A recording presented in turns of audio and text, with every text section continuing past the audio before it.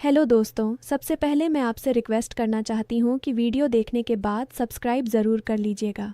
मैं इन वीडियोस को बनाने में बहुत मेहनत करती हूँ और इसी से मैं अपना खर्चा चलाती हूँ। जो भी सब्सक्राइब करेगा, मैं दुआ करती हूँ कि उसकी ज़िंदगी बहुत अच्छी, अमीर और खुशहाल हो। प्लीज़ प्लीज़ सब्सक्राइब कर लीजिएगा। दोस्तों, महान कवि और विचारक कबीर दास जी ने एक बार कहा था कि जीवन में सच्ची खुशहाली और तरक्की तभी मिलती है जब हम कुछ गलत संगतों को तुरंत छोड़ दें। अगर हम उनसे चिपके रहते हैं तो धीरे धीरे हमारी किस्मत भी मुंह फेर लेती है। आज हम बात करेंगे एक ऐसी कहानी की जो आपको सिखाएगी कि कुछ लोगों की संगत कितनी खतरनाक हो सकती है। यह कहानी है छोटे से गांव रामपुर की, जहां एक साधारण किसान परिवार रहता था।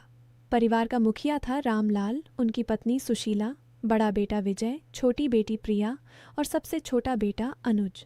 रामलाल जी खेती करते थे और परिवार बड़े ही सादगी से जीवन बिता रहा था। लेकिन एक दिन उनके जीवन में एक ऐसा मोड़ आया जिसने सब कुछ बदल दिया। रामपुर गांव के बाहर एक पुराना मंदिर था जहां हर साल एक बड़ा मेला लगता था। उस साल मेला शुरू हुआ तो रामलाल जी अपनी पूरी फैमिली के साथ मेला देखने गए। वहां उन्हें एक आदमी मिला जिसका नाम था संजय। संजय बाहर के शहर से आया हुआ था और दावा करता था कि वह बहुत बड़ा व्यापारी है। उसने रामलाल जी से बातचीत शुरू की और कहा, भाई साहब, आपकी खेती बहुत अच्छी लग रही है, लेकिन अगर आप मेरे साथ पार्टनरशिप करें तो आपकी किस्मत बदल सकती है। मैंने कई गांवों में लोगों को अमीर बना दिया है। रामलाल जी ने पहले तो मना कर दिया, लेकिन संजय ने इतनी मीठी मीठी बातें की कि रामलाल जी का मन डोल गया। संजय ने कहा कि वह एक नई फसल की बीज लाया है जो सामान्य बीज से दोगुनी पैदावार देगी। बस थोड़ा सा निवेश करना होगा। रामलाल जी घर आकर सुशीला से चर्चा करने लगे। सुशीला ने कहा, जी, हमें किसी अनजान आदमी पर भरोसा नहीं करना चाहिए। हमारे पास जो थोड़ी बहुत ज़मीन है उसी से हमारा गुजारा चल रहा है। लेकिन विजय, जो अब जवान हो चुका था, बोला, पापा, मौका है। अगर यह बीज सच में काम कर गया तो हम भी शहर जैसी जिंदगी जी सकेंगे। प्रिया की शादी अच्छे घर में हो जाएगी और अनुज को अच्छी पढ़ाई दिला सकेंगे। रामलाल जी सोच में पड़ गए। अगले दिन फिर संजय आया और रामलाल जी को गांव के बाहर एक खेत दिखाया जहां उसने कुछ बीज बोए थे। बीज सच में तेजी से उग रहे थे। रामलाल जी का विश्वास बढ़ गया और उन्होंने अपनी सारी बचत संजय को दे दी। संजय ने वादा किया कि 1 महीने बाद जब फसल तैयार हो जाएगी तो वह रामलाल जी को दोगुना पैसा लौटा देगा और साथ में मुनाफा भी। धीरे धीरे महीना बीतने लगा।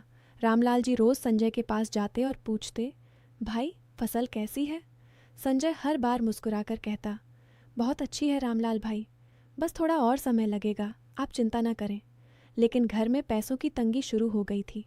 सुशीला चुपचाप घर संभाल रही थी, लेकिन प्रिया और अनुज को स्कूल की फीस नहीं दे पा रहे थे। विजय ने भी खेत में काम करना शुरू कर दिया था, लेकिन आमदनी कम हो गई थी। रामलाल जी का मन अंदर ही अंदर घबराने लगा था, लेकिन संजय की बातों में वह फिर भी विश्वास कर लेते थे। एक दिन गांव में एक और आदमी आया जिसका नाम था राकेश। राकेश रामपुर का ही रहने वाला था, लेकिन कई साल पहले शहर चला गया था। वह अब वापस लौटा था।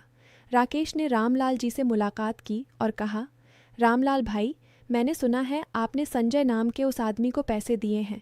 वह आदमी यहाँ कई गांवों में लोगों को ठगा चुका है। उसके बीज नकली होते हैं, फसल उगती ही नहीं है, वह सिर्फ लोगों की बचत हड़पने आता है। रामलाल जी चौंक गए। उन्होंने पूछा, लेकिन मैंने खुद उसके खेत देखा था, बीज उग रहे थे। राकेश ने मुस्कुराते हुए कहा, भाई, वह खेत किसी और का था। संजय ने सिर्फ आपको दिखाने के लिए किराए पर लिया था, असली खेल तो कुछ और है। रामलाल जी घर लौटे तो उनका चेहरा उतरा हुआ था। उन्होंने सुशीला को सारी बात बताई। सुशीला रो पड़ी और बोली, मैंने कहा था ना जी, अनजान आदमी पर भरोसा मत कीजिए। अब हमारा क्या होगा? बच्चों की पढ़ाई, घर का खर्चा, सब रुक जाएगा। विजय ने कहा, पापा, हम संजय से पैसे मांगते हैं। लेकिन जब वे संजय के पास गए तो संजय गायब था। उसका मोबाइल भी बंद आ रहा था। पूरे गांव में खबर फैल गई कि संजय कई परिवारों को ठग कर भाग गया है। रामलाल जी का परिवार सदमे में था। प्रिया स्कूल नहीं जा पा रही थी और अनुज बीमार पड़ गया क्योंकि दवा के पैसे नहीं थे। विजय खेत में काम करता, लेकिन मन भारी रहता था। रामलाल जी रातों को सो नहीं पाते थे। वे सोचते कि उन्होंने परिवार की सारी बचत एक अनजान आदमी पर क्यों लगा दी। धीरे धीरे महीने बीतने लगे। परिवार की हालत और ख़राब होती गई। रामलाल जी को खेत बेचने की नौबत आ गई, लेकिन कोई खरीदार नहीं मिल रहा था। एक दिन गांव के मुखिया ने रामलाल जी को बुलाया और कहा, रामलाल, तुम्हारी हालत देखकर दुख हो रहा है, लेकिन तुमने एक गलती की है। तुमने बिना सोचे समझे किसी बाहर वाले पर भरोसा कर लिया। अब तुम्हें सबक लेना होगा। रामलाल जी सिर झुकाकर बैठे रहे। घर लौटकर उन्होंने परिवार को इकट्ठा किया और बोले, मैंने बड़ी भूल की। अब हमें मिलकर इस संकट से निकलना होगा। सुशीला ने कहा, जी हम सब साथ हैं, आप हिम्मत न हारिए। विजय ने कहा, पापा मैं शहर जाकर काम ढूंढ लूँगा। प्रिया ने कहा, मैं भी घर पर कुछ हस्तकला का काम करके मदद करूँगी। अनुज ने छोटी सी आवाज़ में कहा, पापा मैं भी पढ़ाई करूँगा और बड़ा होकर आपको खुश करूँगा। परिवार ने मिलकर मेहनत शुरू की। विजय शहर गया और एक छोटी सी दुकान पर काम करने लगा। वहाँ से जो थोड़ा बहुत पैसा आता घर भेज देता। सुशीला ने घर के पास छोटा सा सब्जी का बगीचा लगाया। प्रिया ने गांव की महिलाओं को सिखाना शुरू किया कि कैसे पुराने कपड़ों से सुंदर थैले और पर्स बनाए जा सकते हैं। अनुज स्कूल में पढ़ाई पर ध्यान देने लगा, लेकिन संकट अभी ख़त्म नहीं हुआ था। एक दिन राकेश फिर गांव आया। उसने रामलाल जी से कहा, भाई मैं तुम्हारी मदद करना चाहता हूँ। मेरे पास कुछ ज़मीन है, अगर तुम चाहो तो उस पर खेती कर सकते हो। मुनाफा आधा आधा बांटेंगे। रामलाल जी ने पहले तो मना कर दिया, लेकिन परिवार की हालत देखकर सहमत हो गए। राकेश के साथ काम शुरू हुआ। पहले कुछ महीने तो सब ठीक चला, लेकिन फिर राकेश ने कहना शुरू किया कि खर्चा ज़्यादा हो रहा है और मुनाफा कम है। वह रामलाल जी से और पैसे मांगने लगा। रामलाल जी ने कहा, राकेश भाई हम तो पहले ही कर्ज में डूबे हैं। राकेश ने मुंह बनाया और बोला, अगर तुम नहीं दोगे तो मैं अपनी ज़मीन वापस ले लूँगा। रामलाल जी परेशान हो गए। उन्होंने देखा कि राकेश धीरे धीरे उनकी मेहनत का फ़ायदा उठा रहा है, लेकिन खुद ज़्यादा मेहनत नहीं कर रहा। विजय शहर से लौटा तो उसने कहा, पापा ये राकेश भी वही खेल खेल रहा है जो संजय खेल चुका है। हम उसे भी दूर कर दें। लेकिन रामलाल जी ने कहा, बेटा अब हमारे पास और कोई रास्ता नहीं है। धीरे धीरे राकेश का असली रूप सामने आने लगा। वह गांव में दूसरों से भी पैसा उधार लेता और समय पर नहीं लौटाता। लोग रामलाल जी से शिकायत करने लगे कि तुमने राकेश को क्यों साथ लिया। रामलाल जी का मन टूटने लगा। एक शाम को परिवार इकट्ठा हुआ। सुशीला ने कहा, जी हमें किसी की भी संगत में इतना खो नहीं जाना चाहिए कि हम अपनी इज्जत और परिवार खो दें। प्रिया ने कहा, पापा याद है जब संजय आया था तो हमने उसकी मीठी बातों में आ गए थे, अब फिर वही गलती हो रही है। विजय ने कहा, हम सब मिलकर खेती करेंगे। राकेश को कह देते हैं कि हमारा साथ खत्म। रामलाल जी ने फैसला किया। अगले दिन उन्होंने राकेश से कहा, भाई हमारा यह सौदा खत्म, हम अपनी मेहनत से ही आगे बढ़ेंगे। राकेश गुस्सा हो गया और बोला, तुम्हें पछतावा होगा रामलाल। लेकिन रामलाल जी अडिग रहे। राकेश चला गया। अब परिवार ने सच में मेहनत शुरू की। विजय शहर से सीख कर आया और नए तरीके से खेती करने लगा। उन्होंने पुरानी ज़मीन पर ही नई फसल बोई, लेकिन इस बार बिना किसी के भरोसे के। सुशीला और प्रिया ने भी हाथ बंटाया। अनुज स्कूल के बाद खेत में मदद करता। धीरे धीरे फसल अच्छी हुई। पहली बार मुनाफा हुआ तो रामलाल जी ने परिवार को इकट्ठा किया और कहा, देखा बेटा, जब हमने गलत लोगों से दूर होकर अपनी मेहनत पर भरोसा किया तो माँ लक्ष्मी ने कृपा की। लेकिन कहानी यहाँ ख़त्म नहीं होती।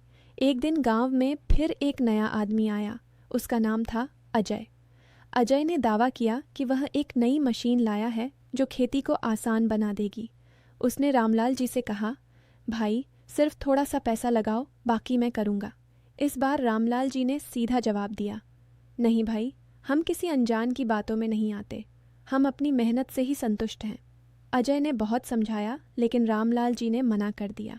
अजय चला गया। गांव के दूसरे किसानों ने भी उसकी बात नहीं मानी, क्योंकि रामलाल जी ने सबको अपनी कहानी सुनाई थी। समय बीतता गया। रामलाल जी का परिवार धीरे धीरे संभल गया। विजय ने अपनी मेहनत से एक छोटी सी दुकान खोल ली। प्रिया की शादी एक अच्छे परिवार में हो गई, जहां लड़का सरकारी नौकरी करता था। अनुज अच्छे नंबरों से पास हुआ और आगे पढ़ने लगा।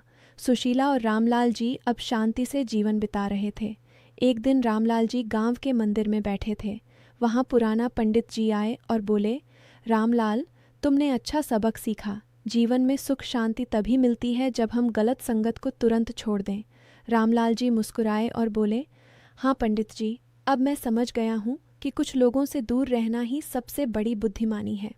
दोस्तों, इस कहानी से हमें क्या सीख मिलती है? जीवन में हमें कुछ लोगों से तुरंत दूर हो जाना चाहिए, जैसे कि वह दोस्त जो हमेशा चुप रहता है और कभी सही सलाह नहीं देता, वह व्यापारी जो बार बार झूठ बोलता है और विश्वासघात करता है, वह रिश्तेदार जो मुश्किल समय में साथ छोड़ देता है, वह व्यक्ति जो नशे की लत में डूबा रहता है और परिवार को परेशान करता है, वह पड़ोसी जो हमेशा कड़वे शब्द बोलता है और घर में कलह फैलाता है, और वह अनजान व्यक्ति जो मीठी बातों से आपकी बचत हड़पने आता है। अगर हम इन संगतों को नहीं छोड़ते तो हमारी मेहनत बर्बाद हो जाती है, परिवार टूट जाता है और खुशियां हाथ से फिसल जाती हैं। लेकिन जब हम सही फैसला लेते हैं और अपनी मेहनत, ईमानदारी और परिवार के साथ खड़े रहते हैं तो माँ लक्ष्मी ज़रूर कृपा करती हैं। रामलाल जी की तरह हमें भी गलतियों से सीख लेनी चाहिए और आगे बढ़ना चाहिए। दोस्तों, अब हम बात करते हैं उन 5 भयंकर गलतियों की जिनकी वजह से इंसान जीवन भर गरीबी के जाल में फंसा रहता है। पहली गलती है बिना सोचे समझे किसी अनजान पर पूरा भरोसा कर लेना। रामलाल जी ने संजय पर भरोसा किया और सारी बचत खो दी। दूसरी गलती है लालच में आ जाना। जब संजय ने 2 गुना मुनाफा का लालच दिया तो रामलाल जी फंस गए। तीसरी गलती है मुश्किल समय में हिम्मत हार देना। जब परिवार संकट में था तो अगर रामलाल जी ने हार मान ली होती तो आज वे कहाँ होते। चौथी गलती है गलत लोगों को बार बार मौका देना। राकेश के साथ भी वे लगभग फंस गए थे, लेकिन समय रहते रुक गए। और 5वीं गलती है मेहनत से मुंह मोड़ना। बहुत से लोग सोचते हैं कि कोई और उन्हें अमीर बना देगा, लेकिन असल में अपनी मेहनत ही सबसे बड़ा धन है। दोस्तों, अगर आप इन गलतियों से बच गए तो आपकी ज़िंदगी में बरकत आएगी, घर में खुशियाँ रहेंगी और तरक्की का रास्ता खुल जाएगा। इसलिए आज से ही फैसला कर लीजिए कि गलत संगत को तुरंत छोड़ देंगे और सही रास्ते पर चलेंगे। दोस्तों, अगर आपको यह कहानी अच्छी लगी तो प्लीज़ इस वीडियो को लाइक ज़रूर करें। हमारे चैनल को सब्सक्राइब करें ताकि ऐसी ही सिखाने वाली कहानियाँ आपको मिलती रहें। कमेंट में जय मां लक्ष्मी ज़रूर लिखें और इस वीडियो को अपने परिवार और दोस्तों के साथ शेयर करें। हम ऐसी ही अच्छी कहानियाँ और ज्ञानवर्धक बातें लाते रहते हैं। तो दोस्तों, आज के लिए बस इतना ही। मिलते हैं अगली कहानी में कुछ नई सीख के साथ। तब तक अपना और अपने परिवार का ख्याल रखिएगा। धन्यवाद।